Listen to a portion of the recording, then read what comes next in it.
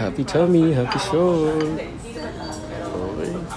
Sarap. So, sa mga nagtatanong ng calorie counting, ito yan pag bumili tayo, di ba, sa likod nakalagay nutrition facts.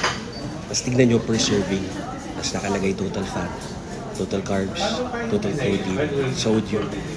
So, sinabi ko na kanina, ang protein at carbs, 1 gram is 4 calories.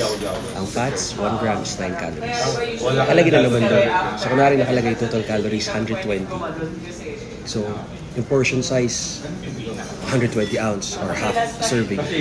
So, half nun, 120 calories. Ngayon, kung inubos nyo yung buo, i-times 2 nyo, 240 calories. So, ganun lang yung basic. Pero kung yung ganitong kakainin, alam mo yung pa, kasi hindi naman kami nagluto, so hindi na namin alam.